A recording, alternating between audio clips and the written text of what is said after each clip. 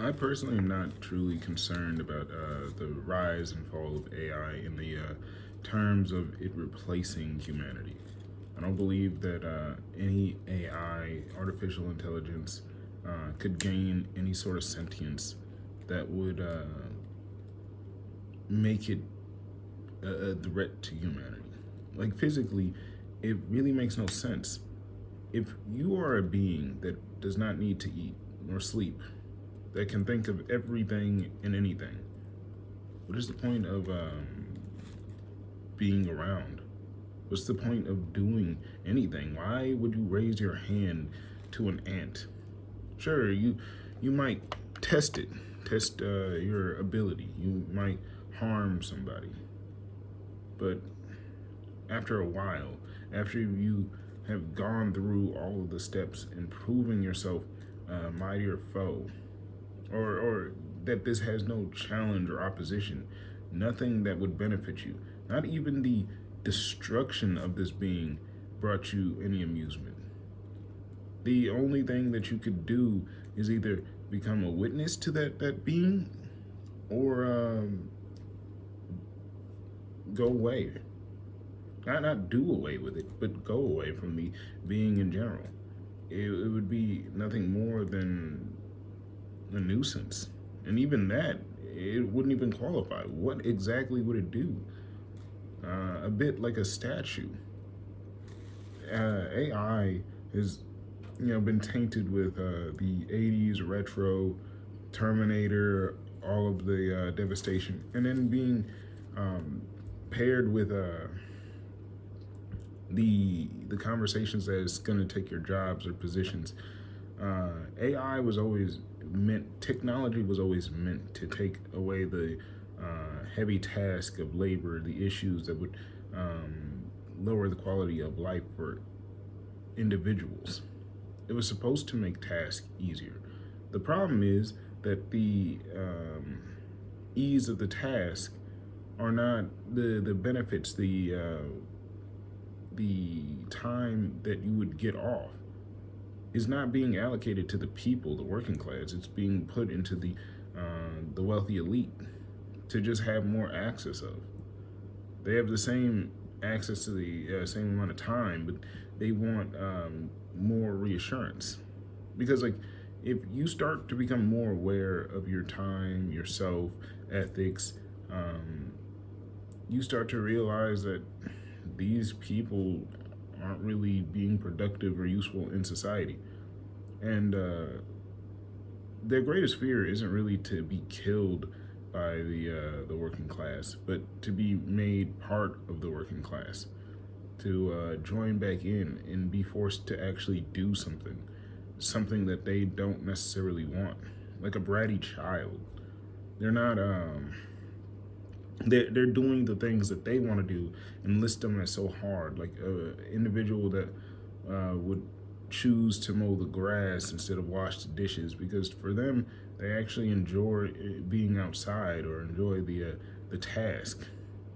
It is them shirking off the duties and the responsibilities that they have as human beings to grow and improve. They want to stay stagnant. They feel like this is the best position, the best task, and what they do is lie and say, "Oh, it's such a laboring, such a chore," but really, it's and it is. It's not to lie to say that it is not a task doing some of these positions, but they've essentially held it so long that no one really knows how to do it as efficiently as they have. So when they do leave, it will make a tremendous shake, but at the same time, that someone could, in time, be better than them and do it more efficiently. But they make appearances. They would say, "Oh, for a year, someone else will come into this position, or someone is equal to me right now, and I'll show you." And those positions don't quite fit. They don't work. They're not true representations. Deceit, lies, all of those things to hold a position that makes them feel powerful. They know that if someone were to come into a position, do it well, do it efficient, and then even return it to them.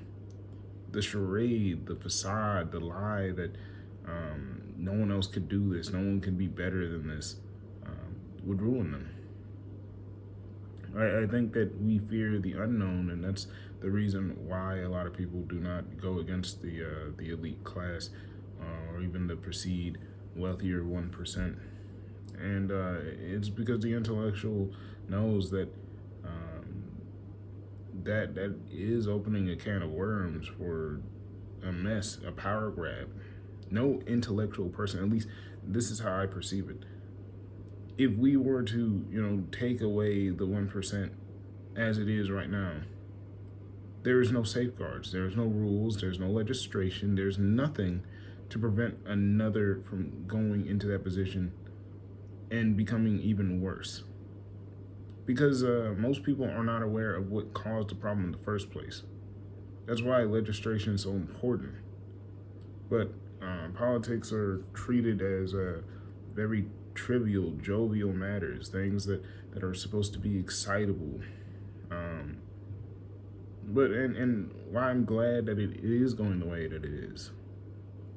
You would think weird, you don't like what's going on, not particularly, but I think that it's good that everything is being oversaturated, that politicians are constantly playing these weird games, and that's all you see on your screen. That those that are aware of all these protests, all these one-liners, all the political discourse, that eventually you get to a point where you've kind of heard and seen it all, and you're not really trying to be the next head. You're just kind of trying to distance yourself from it. Like, yeah, you still will speak about it in a way that says, hey, I do not like the actions that are going on, but maybe I need to know more and look for other sources. Again, there's this risk that everything is going to collapse and fall, but I think that in a reality, what were you supposed to do before? If you don't have the information, you can't help. Faking like you have the information is not actually having the information. It's not viable. It's not advantageous. Like, if I pretended to be a doctor or a lawyer and I had zero skill, I just saw a doctor do something once, and I don't even remember what they did, but I liked their outfit and I claimed to be a doctor. Well, your life is just as much as it is in danger with me claiming I was a doctor or not claiming I was a doctor. There was nothing else into it. Maybe if I claim to be a doctor and I have a guess or estimate or something, maybe I have some retained knowledge, maybe I can possibly save your life, or maybe I could just fill you with hope or confidence, which helps you not go into shock. I don't know, but there are many reasons why you can come to a conclusion, why something could work and something could utterly fail. It's just going back step by step through the processing and making educated guesses and estimates. There's a lot of individuals that think themselves extremely intelligent, where they become filled with their own power and think that that this is the one solution, that this is the one recourse. Those that try to get into anarchy immediately, I question, like, what was your position? What is anything that we could do before? This is literally flipping the board. And is there anything in place to make sure that the same people don't get back into power? Is everyone aware that that's what we're going into? Anarchy can't exist unless everyone agrees that that's what we're doing. Those that deem themselves anarchists and want to do that battle alone, or just they're enemies to all humanity. For you're not doing this for anyone else. That everyone's lives, all that exist, societies, all the rules that had kept some safe and protected those with clean water and food, just so you can flip it, and hopefully those that you don't like no longer get clean water, food, access. The rules are gone. In fact, what it does is give more power and rule to those in the oppressive force, for they no longer have any boundaries or stipulation. They will go off unhinged, even more unhinged than they already were, and then the balance will tip. Those with power will slaughter those who don't, or enslave them, and then yes, it would make a different problem, and maybe make the solution of overcoming or fighting against an oppressive force, but at a cost that did not need to happen, with lives that weren't yours to spend.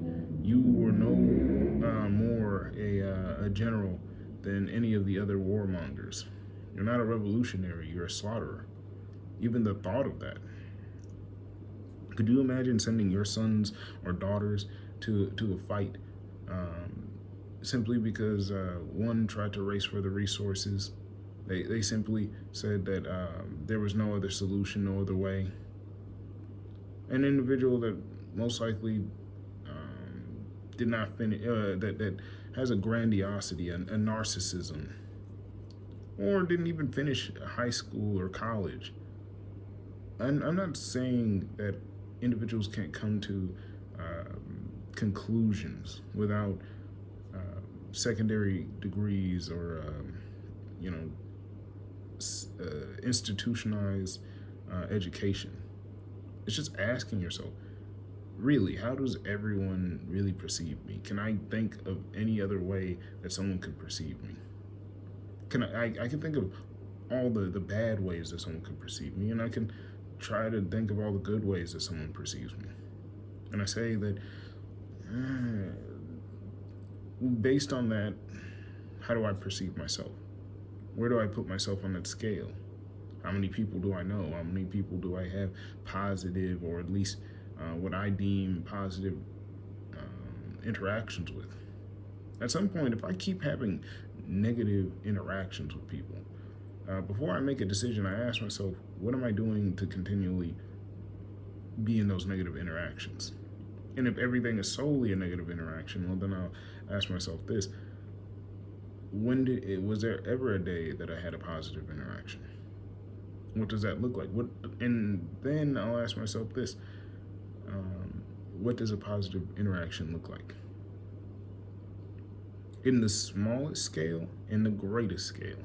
What does success look like? What does revolution look like? All of these questions, I feel, are not answered for the most part. It just goes repeatedly over and over again into where someone is feeling like you're forced to make a conclusion, a decision, but all that time that you wasted following through with this forced conclusion, you could have thought. I think that more than anything, people are worried about missing opportunities. But for me, I don't feel like I miss opportunities. I spend most times in my room, or by myself, or just with my girlfriend, the company of my girlfriend, which is nice. You would think that I am a miserable man, but the reason why I'd be so miserable is because I'm suffering the consequences of just simply trying to experience things. That every time that I go out, especially in this economy, that I'm risking my livelihood, my life, my mental health, that there's so many things at stake that it's not really reasonable, and it's not necessary. It's necessary in this society, but it's not a necessary thing. Um, because like I should just be able to go out, say, yeah, I kind of like it, but I won't do it again, or yeah, that really sucked. This is the reason why, or yeah, that's great. I actually try this again. I think that everything is so expensive that you have to make everything good, and if everything isn't good, then you're going to beat yourself up for trying. So so you only go with things that are listed and designated as good. And if they are good, then it reinforces that you should save your money and go to something good. And when you keep doing that, well, then they make it more and more expensive because people know that it's a designatedly good time, and then they try to cut costs and make it cheaper, make it more accessible. No, actually, they never really try to make it more accessible, but it becomes more widespread, and then it starts to become bad because it's oversaturated. The care and the time that was taken into making this a good service is no longer there. Like I used to like go karting. It used to be a fun thing, you know, bumper cars, go karting. You used to actually get a bang for your buck, and people confuse this with like, oh, now it became mainstream, it became bad. The problem isn't that something becomes mainstream. The problem is that um, the companies and businesses won't allow other businesses to hold spots. So it's a little bit more widespread, spread out, more convenient. Um, they want a traffic cone. They want all of the attention, and they always shorten the time. They start you out big, and they're like, hey, you know, here's some deals, here's some coupons. Then the coupons slowly disappear until like you haven't seen the coupon in 4 years for this place, unless you're a brand new user. Then you ride it, and it's still kind of fun, but it's shorter and shorter times. And then there's obviously a subscription service that is always presented. And subscription services have become the status of life, but it started in the medical field. Subscription to life. See, uh, when I feel like cures are not really looked at. They're more just, most people focus on treating. And treating sounds nice. It sounds great that you can live, that you don't have to die. But treating had been the goal instead of a marker on the path. Because like when you actually fully remedy somebody, no, there's no more money. And big pharmaceutical companies, gun companies, um, heck, even the church, they do not benefit from people being healed. They benefit from people being in pain. Everyone has bottles of medication in their house, and years of those medications can affect one's brain, mind, autonomy in ways that aren't really talked about. They're household names. When I often ask, just because it's in the house does not mean that it's good, the same way as asbestos.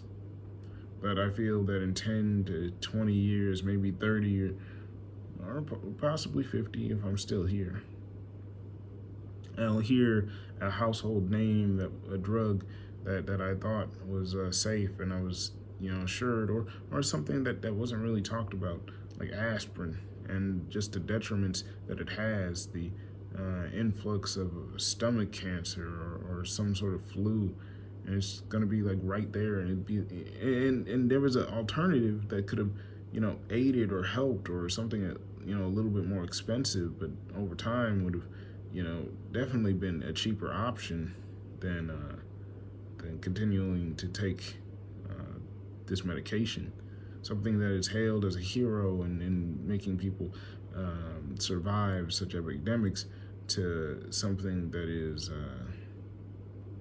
that is concerning and taboo, like fentanyl or amphetamines. I deem it in the same way as the Nazi scientists in NASA. The like a ends justifies the means. That's but I think that's a terrible mindset. Ends justify the means. Means justify the ends. I forgot what the actual saying, but all it really does is just show that would you have that same mindset in every aspect of every bit of your life? That why is the journey not also just as important as the end of it? Do you sit there and go to a place like Disneyland and say, well, we made it to Disneyland and that's it. So once we get out of Disneyland and go home, that was the best trip. Not the experience, not the stoppages, not the sights, not the even the mishaps. It's when you return home. Because the mission is not to go to Disneyland.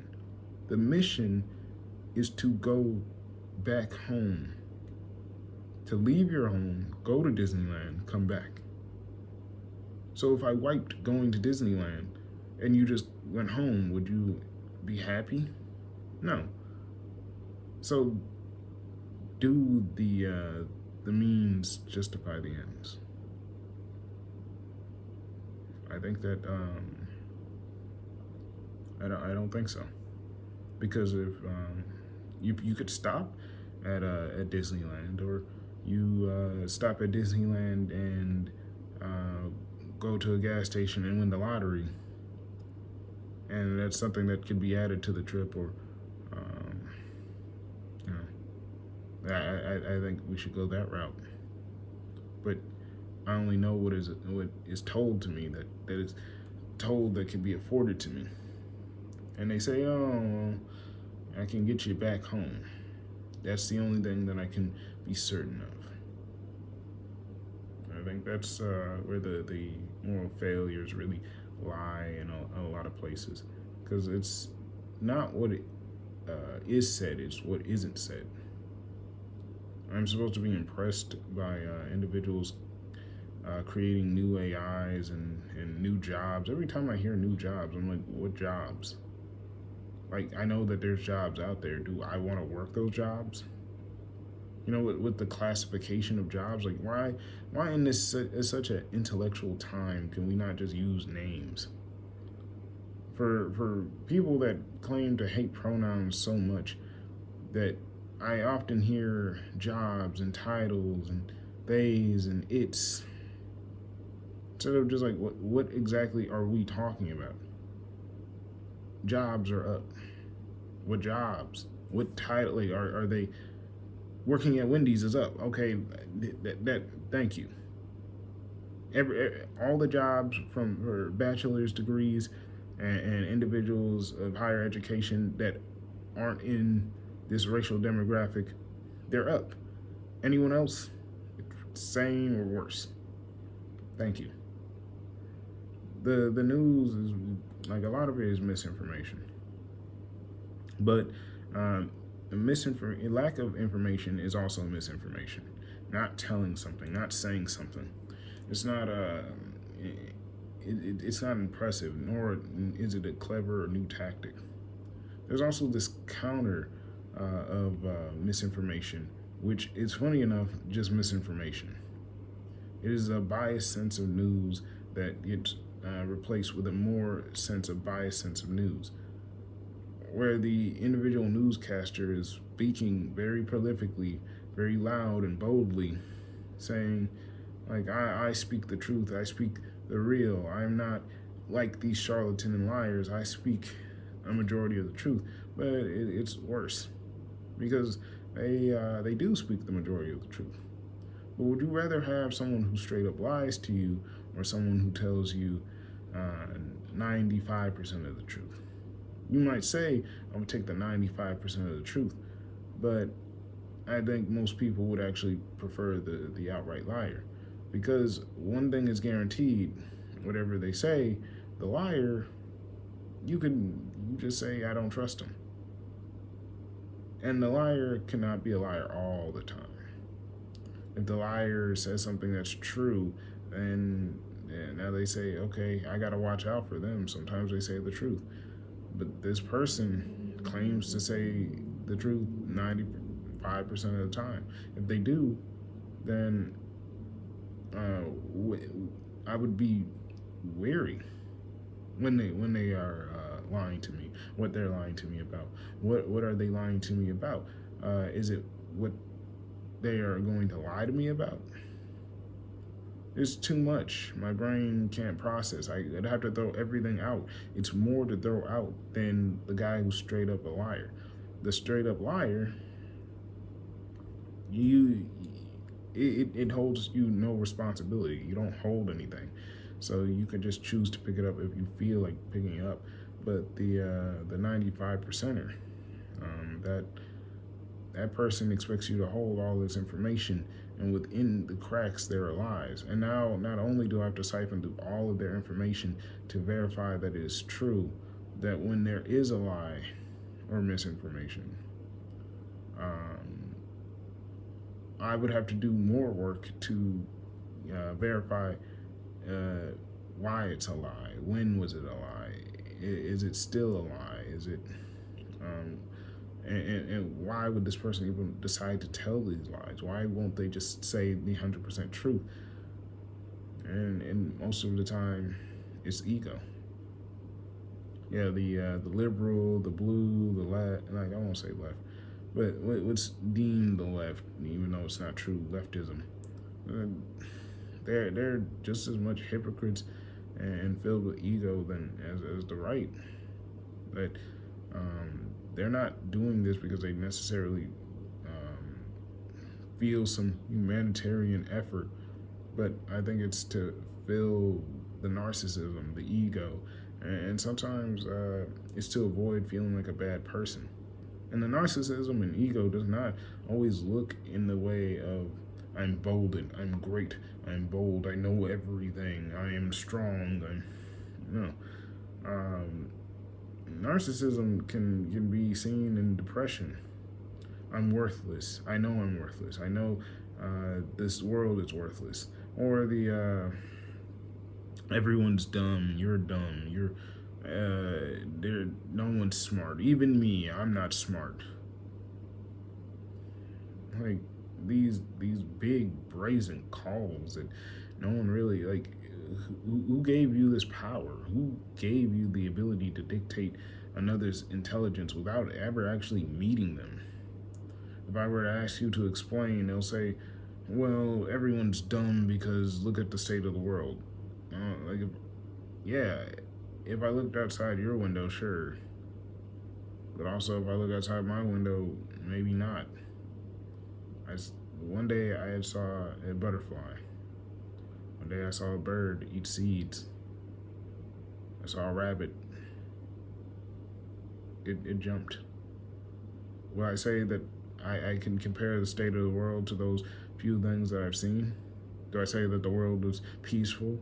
Was it this serene land because I saw these things? Am I no worse than the rich? Am I no worse than those that I claim that I dislike? Because they say my life's good, so life's good. Everyone else is lazy. They're not working as hard. I think that the problem is that no one really wants to confess how much they or just own up to the consequences. Like to say, yeah, you know what, I see the point. I'm not going to take any more consequences that I didn't do, but I'm not going to give any more consequences that aren't owed or attributed to that person. I'm not going to view the rich and say, let's take it out on all the rich. First of all, there's not enough rich. Like just being rich, just being born into wealth does not make you a bad person. It's what you do with it. It's when you're aware where that wealth came from and you never trying to make things right and reallocate those funds to who they rightfully deserve to be under.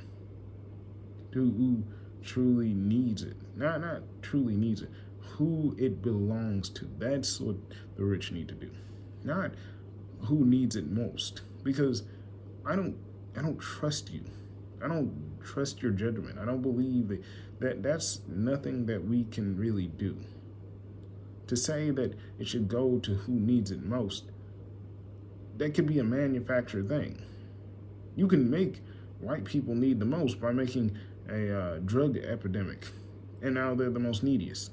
You can break a dam in, I don't know, Vermont, and now those people need it most.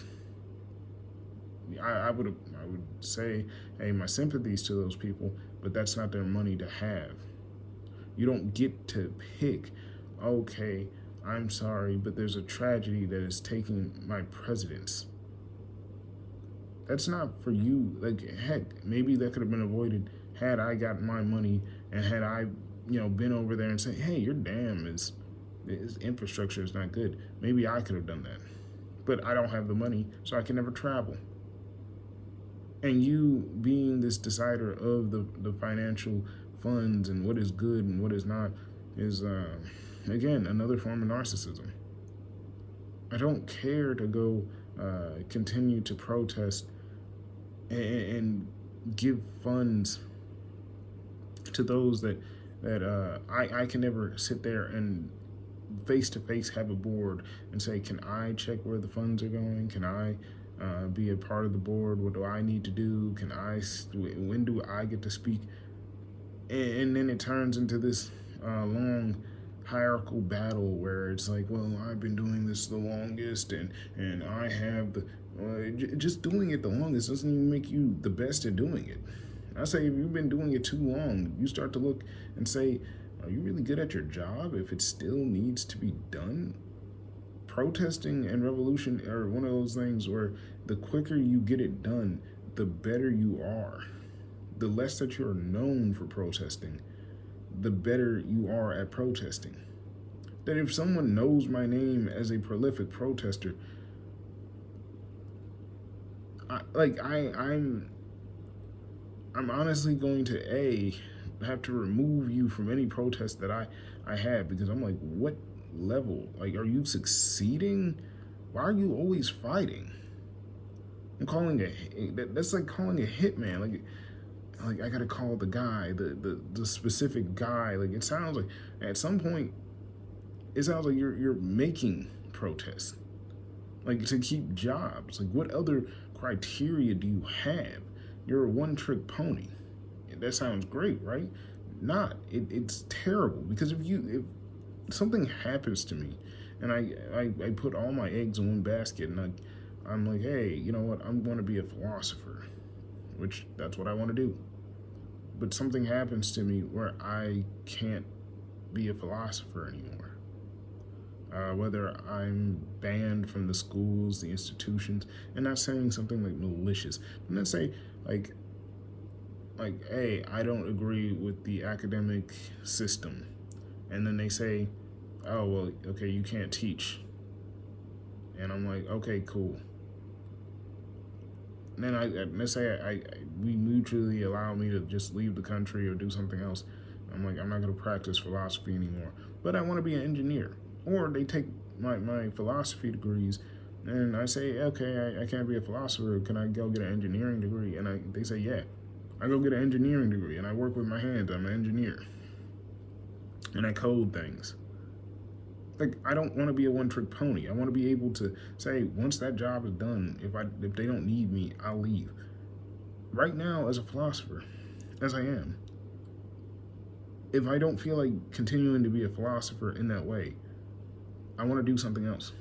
I don't want to sit there and write books and talk about how bad the state of the world is and how bad these politics are and how bad life is. That is why these Western philosophical minds, the white Eurocentric mind, especially in the realm of philosophy, agitate me, because it just seems like it never ends. It feels like I'm just depressed, I'm just depressed, I'm just depressed. And it's like, can something else happen? Why is philosophy of something positive never appearing? But I realize it is. It's just often a lot smaller because happy people do not speak that often, or they don't need to.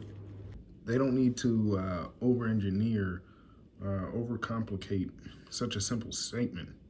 I'm happy. They don't need to say, I am happier than the yellow sun and the blue rainbow and the, because it's a useless statement. That speaking about being happy can be summed up with fewer words because you're too busy being happy. Yes, you might take a break and just say something just to confirm with everyone you are happy, but the happiest men in relationships are seen as more of a silent type. The same with the partner. Both partners enjoy each other's silence. When they are away, they complain, they cry, they want the other, especially when one dies. If they both keep their mind. Now, if they both had lost their mind, well, they still enjoy each other's company. But I can't really speak of that. But when you are with someone that you truly care and love, you have more of a reason to be there in permanence. You don't need to force conversation or feel like anything being said is not important. It's not awkward. Those that lose their minds in relationships show that they're the worst relationships. That's why I don't look at older white couples as a relationship goal, especially when the husband has developed dementia and the wife is seen as this caretaker that's also a bit losing it. Because it goes to show, like, did these couples really belong together? They did not come to the conclusion that their physical health was important enough. You could tell by the diets sometimes. So they didn't grow and develop as better people in that regard. In the terms of emotional and as ethical, those that tolerate racist behaviors, bad behaviors, unequally yoked, where one cannot really calm down the other, or there's a clear power dynamic. That just shows, like, hey, that's not a good relationship either. And then lastly, the mental. If my mind goes with the love of my life, that means I didn't love her. Because I use every bit of my mind being with her. When I'm with her, my mind engages. When I am with her, I feel the highest sense of peace. That I remember the moments, the happy ones, the sad ones, the times of triumph, the times of trial, even jokes, and again, happiness just repeatedly pops up. Remember this, remember that. Yes, I remember this. Yes, I remember that. Yes, I remember exactly what we did. We laughed about it. Ha ha ha. Well, next time we talk about it, yes, we'll talk about it again and again, and the new ones and the old ones, until we are both gone. When I don't see that, I realize that maybe the relationship wasn't the most negative, but it wasn't one of love. Now, again, if you want to say, oh, my grandfather was 15 years older than my grandmother, I would say, yeah, that's a clear indication that relationship was unequally yoked. Like, if you cannot even fathom, remember, or know specific times, if as an adult, that your partner was a literal child when you were twice over the age. Like, I say that's a clear indication, but just as long as it was legal, as long as it happened a long time ago, it's okay. I feel like me, I personally am a clear advocate of looking at people funny. those age differences, they do matter. That it's not something to just play off. In fact, a lot of people play a lot of things off. Like a lot of things were acceptable that aren't, that in society they deem these things as acceptable because they're normalized, but does not mean that it's good or should happen.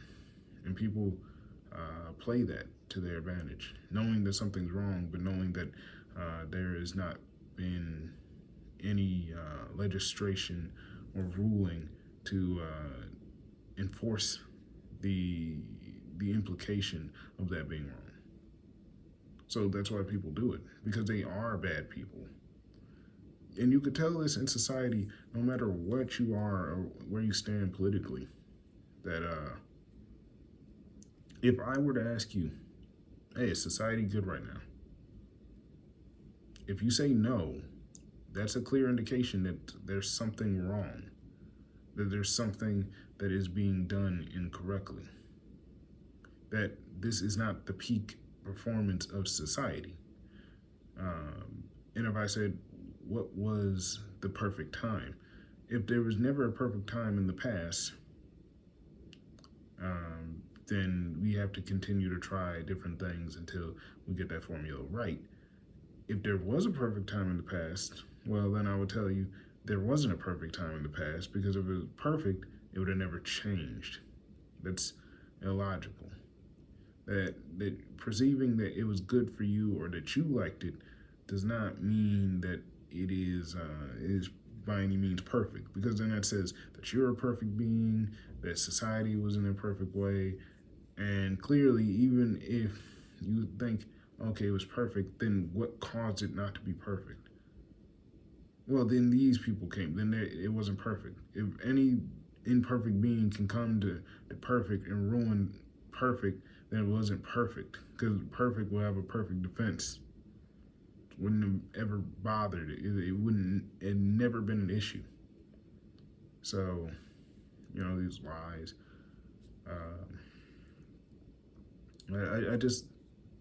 I speak in this way, and I've kind of gotten to a point where I realize that most people don't really engage with me. My conversations, my philosophical works, that I at first thought I hoped that people would engage and I can get into some prominence, because I thought that I wanted some status and recognition, because maybe it'll make me safe. And then I said, the truth is that I wanted some stability. I wanted some wiggle room in society. But even that is kind of Dwayne. I want to be able to live, but I don't think I can. Because I think that if people really engage with what I had to say, then I wouldn't be in this situation in the first place. Like, this is just me actively telling people, hey, my life has been bad, and this is more getting into the place of, hey, this is just proof that I said it. Instead of everyone trying to make black people, and specifically me, sound like I'm crazy, like I don't know what I'm talking about. When these things come to fruition, because that I feel solid in that. When these issues and problems come to fruition, I'm going to be the one to say, this was not an unavoidable thing. This was not something that happened without the majority agreeing to it, accepting it. This was what was acceptable. Like World War II, like World War I, all the conflicts, it only passed because a majority acknowledged it and accepted it. That refusing to educate yourself is in ways accepting the terms and conditions. To say, oh, well, I didn't know is not an excuse.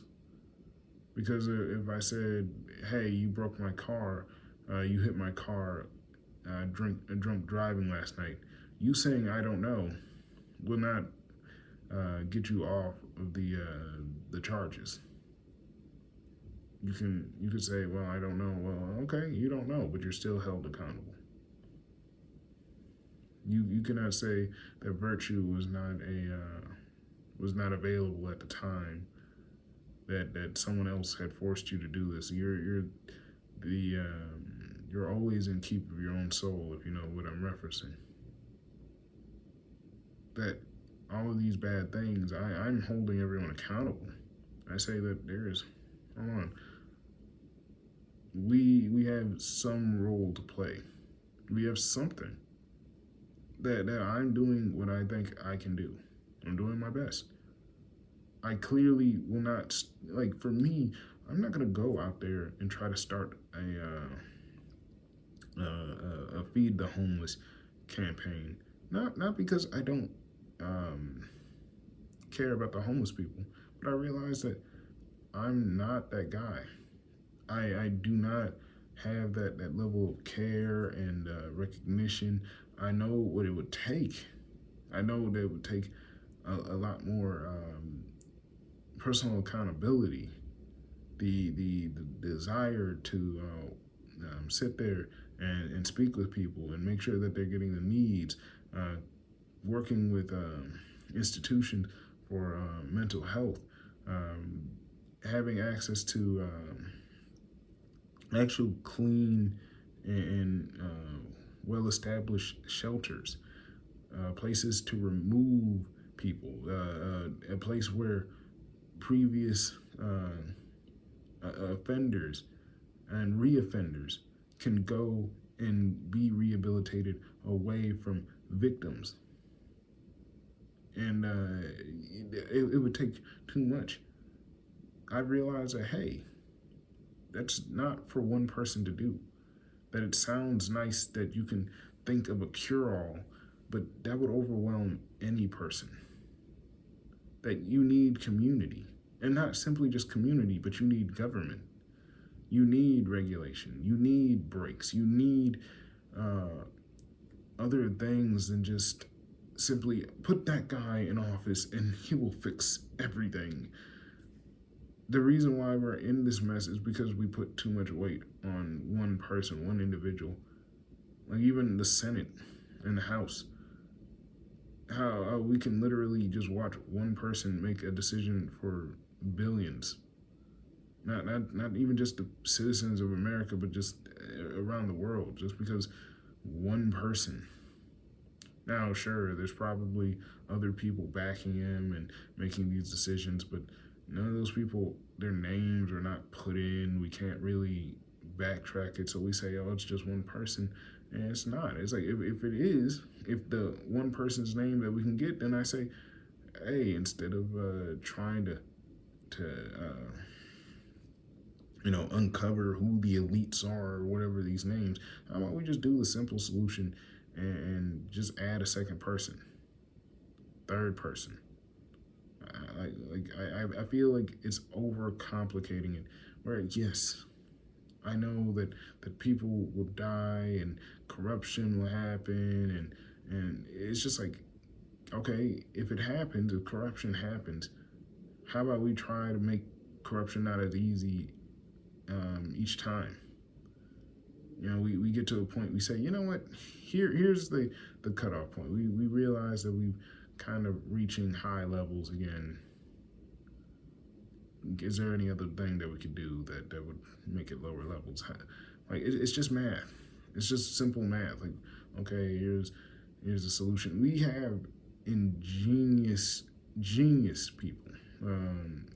Some of the most intelligent people that I've ever seen. We have come so far as a civilization when it comes to technological advancements and understanding of mathematics, statistics, anthropology, sociology, all of this.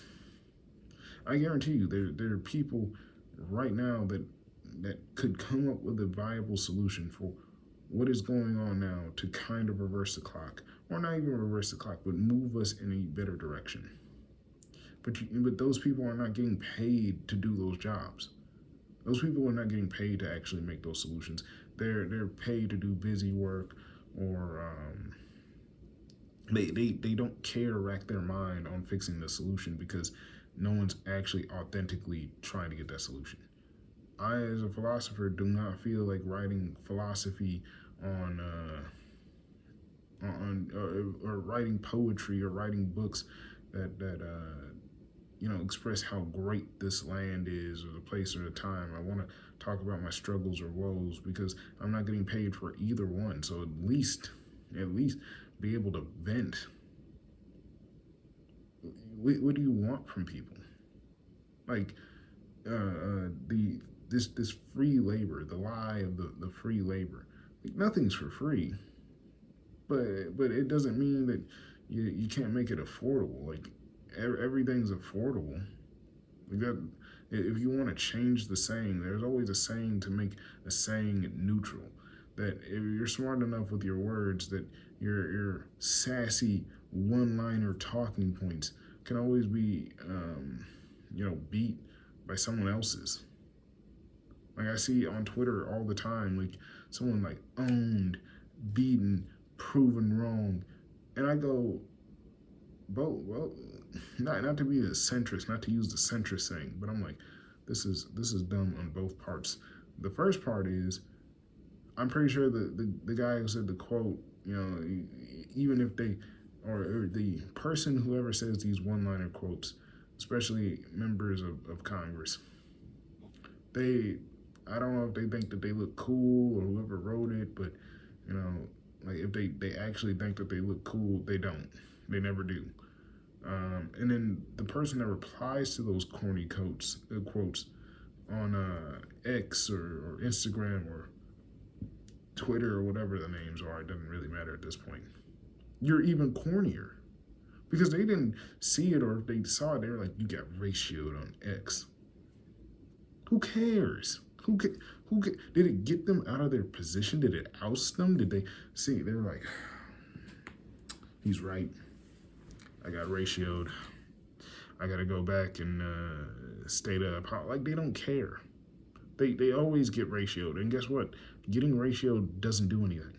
If it did, maybe we would be in a better situation as a society, but it doesn't. So that's that. But it doesn't really do anything. They know that they can't talk to everyone. That's why they limit who they talk to. They know that they don't have to answer any of these questions. That's why they never come up with any answers, because there's no consequence. There's no recourse. There's no repercussion. In the same way as, and all of this stems from not allowing consequences for the European powers for colonialism, for the issues regarding the Civil War, not condemning those of the Confederacy, the Catholic Church. They are accountable.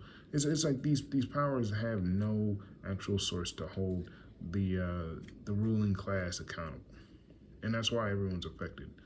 I even hear people defend actions of high-ranking officials or celebrities and say, hey, it's not their fault. It's not their fault. And to a point, they have a point. I would do it too if I didn't have to fear the consequences. Like, I like who I am now because, like, hey, I've realized ethics and morality, because like I've had to be held to the consequences. Maybe sometimes a little too harshly, but for the most part, I've had a balance in my life. And because I had that balance, I'm a balanced person. And now I can really understand and receive and retain that balance later on in life. But so I'm like, if you put me in a position with monetary gain, like if someone said, "Hey, we're gonna make you a billionaire right now," guess what I would do? I would spend that money so quick, and I would be at a balance where I'm like, yeah, I could still have a good amount of money, savings, and a reasonable amount to make sure that I have wiggle room and I'm still able to do things, but I wouldn't have an excess of funds.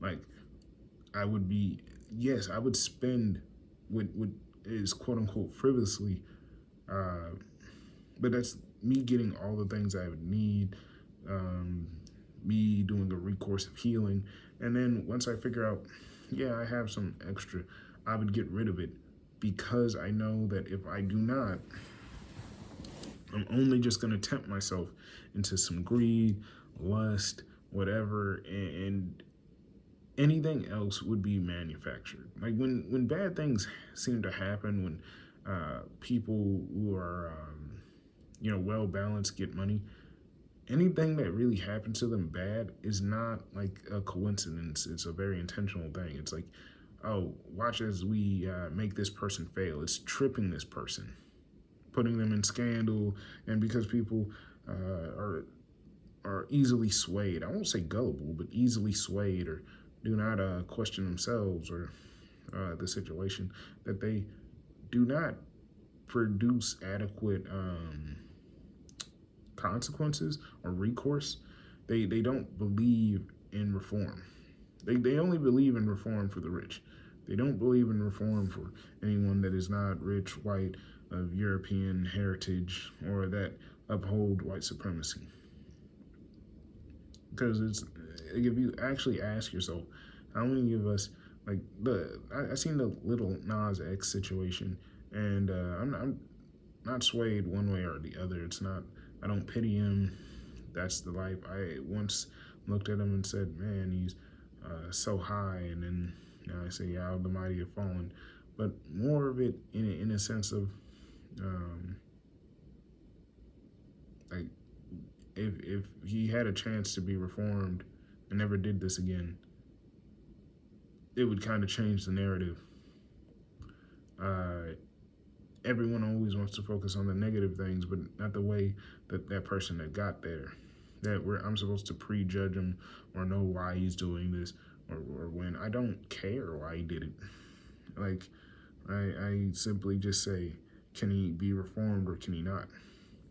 That's a tougher mission than others have, because they want all of these things.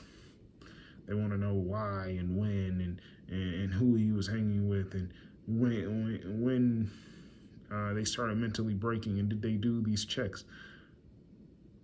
It becomes a little bit exhausting, because like now I have someone judging me but won't do the same courtesy of revealing your own vices, your own issues, your own problems, and I'm left to at your mercy determine if those are good enough reasons to have a mental breakdown, or to become aggressive, or be a criminal, or do these things. And that's the struggle with the justice system. That's built on a lot of racial oppression and elitism. Not to say that, hey, some people do belong in some place of incarceration, that some people cannot be within the general public.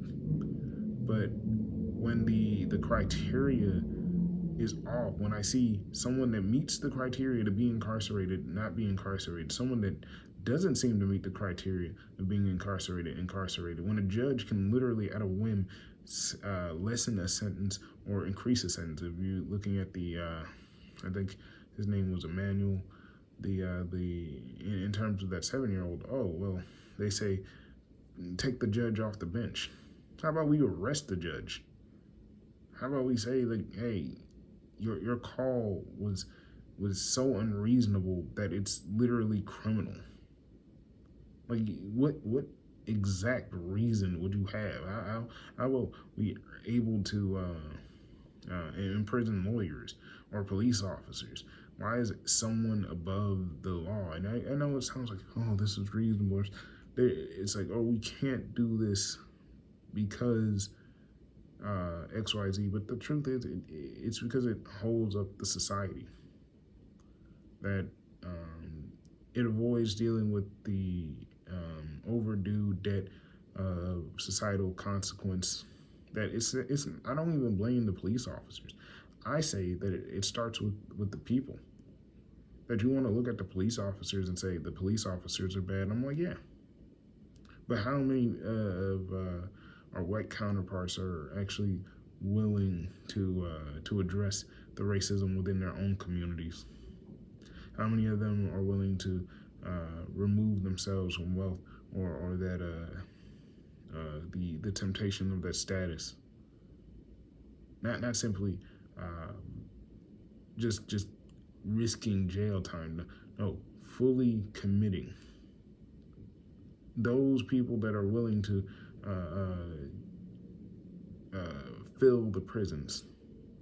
Like I would know that my white counterparts or our white counterparts are fully committed when they in droves go to prison, go to jail, commit the smallest, weakest of felonies, do some piracy right in front of the police officers and demand jail time, and demand the harshest of jail time.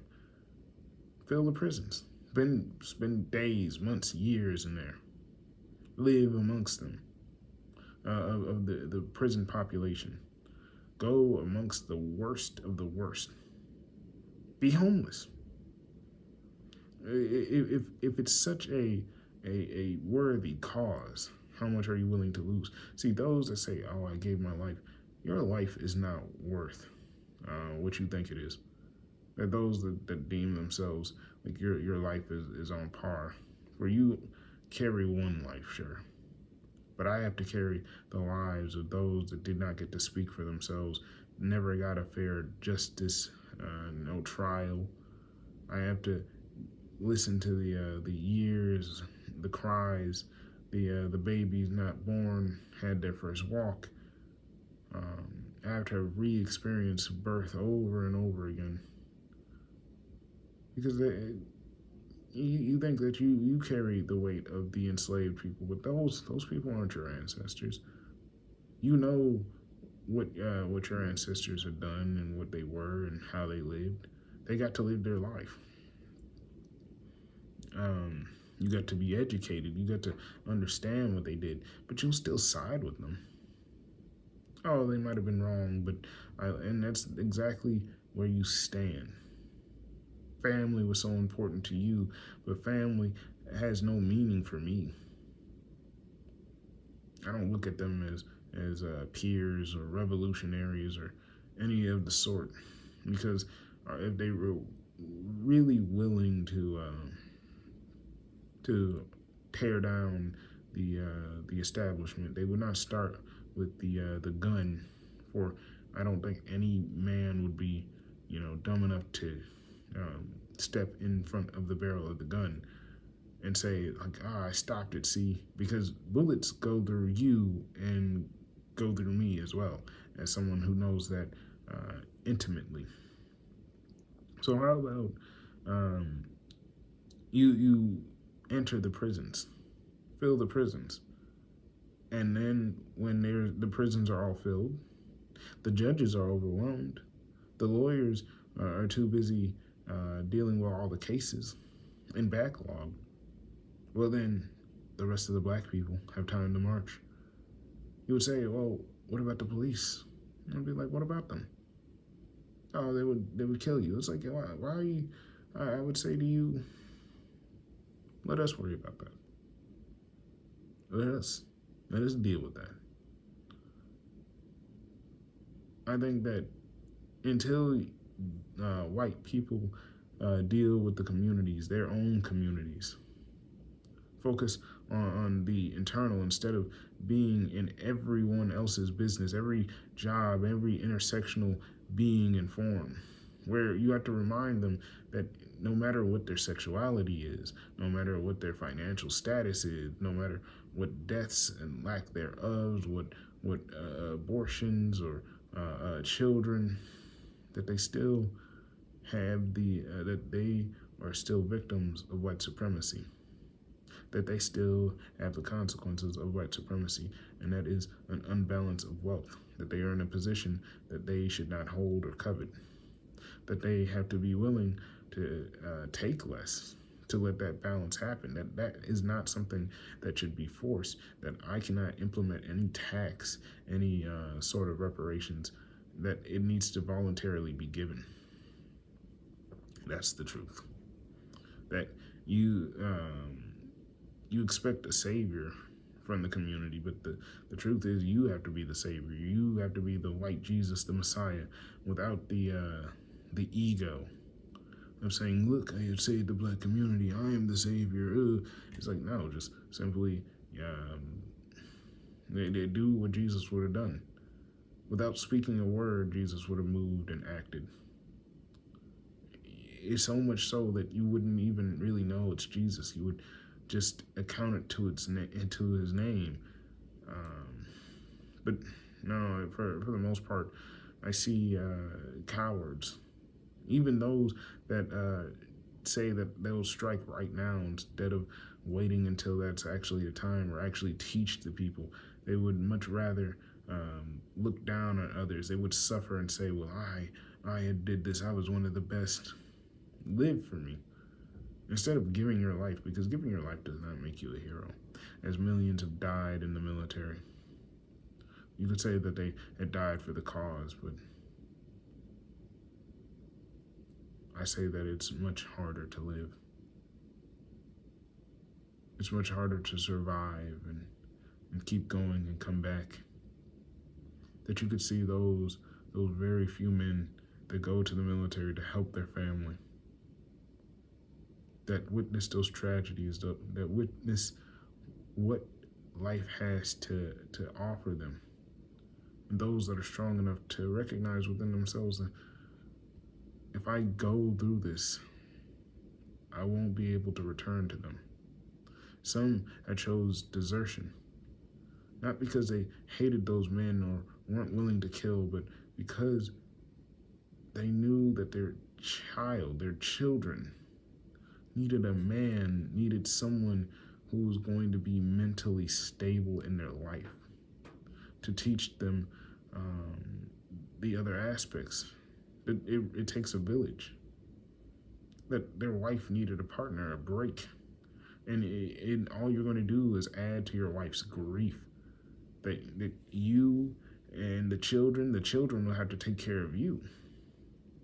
But it's seen as a man to go die for a cause, for someone else's cause, a cause that didn't seem to end. It didn't even end. The thing about World War I is that I don't believe World War II existed. That it was simply the same Great War. How can one war to another? It didn't really seem to end. The players pretty much very similar.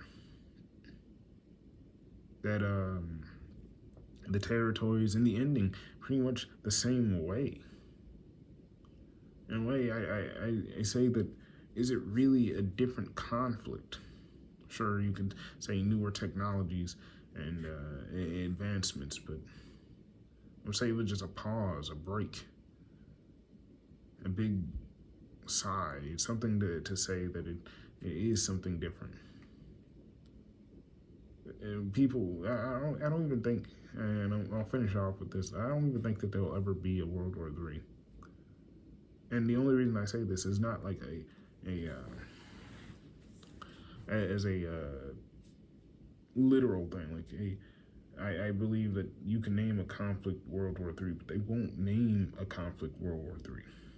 They know the name with it would cause so much panic and dismay, and people would become tired and saying, why was this a Third World War? Why? They would never use that name again. And they know this. That you could say every war after World War II was a world war. Like the Cold War, they name different conflicts, and give it to the public and say, this is the classification that we've given it. But I say that every war past that point has always been a world war. It's World War III and World War IV and World War V, because how many players and instances, how many rifles made in America and Russia and Africa and in Canada and whatever have been in the hands of Middle Eastern men. There's way too many. I'm like, is that not still world? No, well, they didn't touch soil. It would be like, okay, well, we have documents saying that they did. Well, they didn't fight. Well, we have documents saying that they did.